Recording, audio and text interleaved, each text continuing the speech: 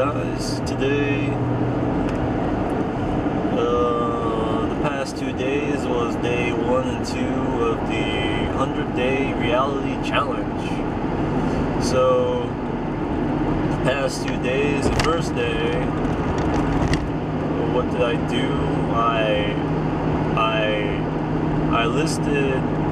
I relisted all my bases, my South American pottery on eBay, and I completed that. That took an enormous amount of time. That took at least the whole day, the whole night. I literally spent around like 3 o'clock in the morning finishing it. And I did finish that. There was like 52, 53 different vases on there, so, and I had to take advantage of their free buy it now offer, which the insertion fees are free, so that's pretty cool. So I did that, and then yesterday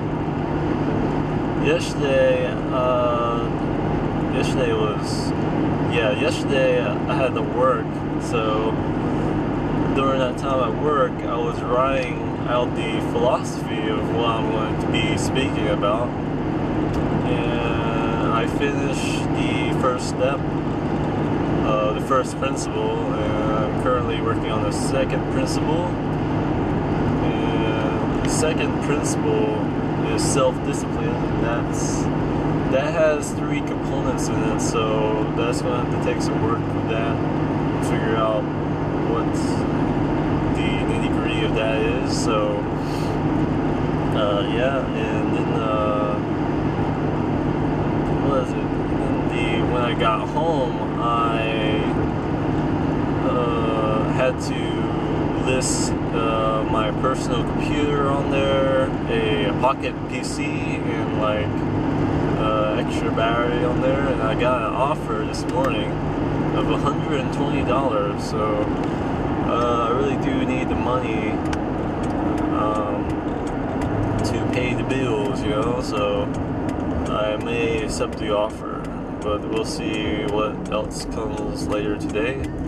And that PC has gotten a lot of views already, so we'll see what happens. So yeah, that what happens the past 2 days. So today it's gonna be more the same of yesterday's work, is to finish the philosophy. And there are 7 principles to the philosophy. So in writing this philosophy, you gotta write out 7 principles. And also I'm going to include a section on there about the children using the philosophy, because their minds haven't been as conditioned as the adults have. So children are really important. If I could get one generation of children, you know, having the knowledge of what this philosophy is, and that's what all it would take for the world to shift, the world to realize their full potential, you know. So I'm not saying that's going to happen, because that's kind of impossible. Well, especially in my lifetime, but maybe in a few centuries that may happen. I'm not sure, because I only can speak English, so yeah. So anyways, I'm just gonna run through my notes here and just to practice speaking. I also did some speaking last night too, which I sort of video camera myself and recorded myself and like started speaking in front of the camera, and I would play it back over again, and I would see that I was like really monotone. I'm like, oh man, I don't want to be monotone. I just want to be dynamic and have that conviction where I'm an emotional force. So I don't know. maybe that'll happen. But anyway, yeah. And this morning, I was looking at myself and like, man, I'm a speaker, man. I'm starting to really think I am a speaker. So I don't know, but I think I want to be a paid speaker. So I want to get paid speaking. I want to do it as a living, you know. So, but I really do need experience. I really do need to keep on speaking and practicing and rehearsing, getting as much experience and practice as I can. So I know every other sort of challenges that I would face in speaking or answering questions or stuff like that, because I know I'm going to get a bunch of questions at the end. How do you know this? What if this happens, that this and this and this happens to me? How do you really know that this will affect me? You know, stuff like that. You just gotta make the best use of your mind on this stuff. So, I don't know. So, I'm just gonna run through the notes before I get to work. So, the very first step to breaking a habit is a burning desire to break it. So, the mind is just a sum total of habit. People don't understand this concept, but really everything's habitual. I mean, you don't think out when you're driving a car. You don't think out, oh, is the car on? Oh, are the passengers safe? Oh, do I need to make a turn right here? Oh, do I need to keep my car straight? You know, so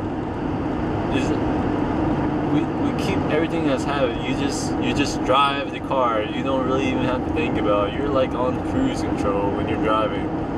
You know, you wake up, you brush your teeth, you make your bed, you eat breakfast, you eat lunch, you eat dinner, you drive to work, you drive to school. You know, you sit down, you do your work. Everything's habitual, you know, so the only thing where you do have to think about sometimes is when you're doing something new. And when you do something new, you try to make that habitual too, you know, so yeah,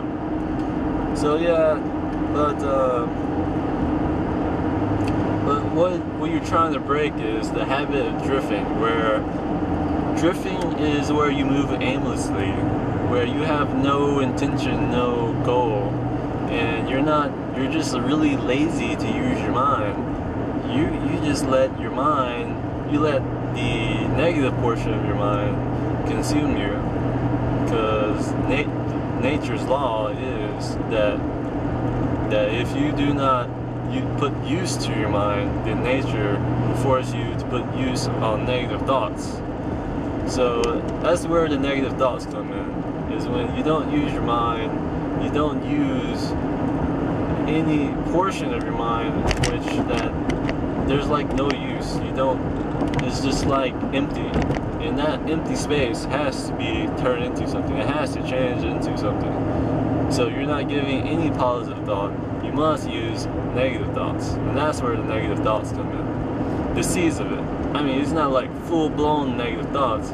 You'll get a seed of it, and like, when you get a seed of a negative thought, and you think that's your thought, you grow that seed. You germinate that seed, and you really believe that this negative thought is actually your thought. But really, it's really not your thought.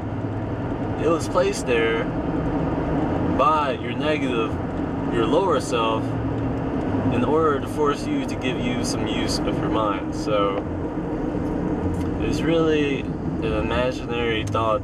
It's sort of like an illusionary thought. So I know this sounds really weird, but it's really a law of nature. Everything has to move. Everything has to change.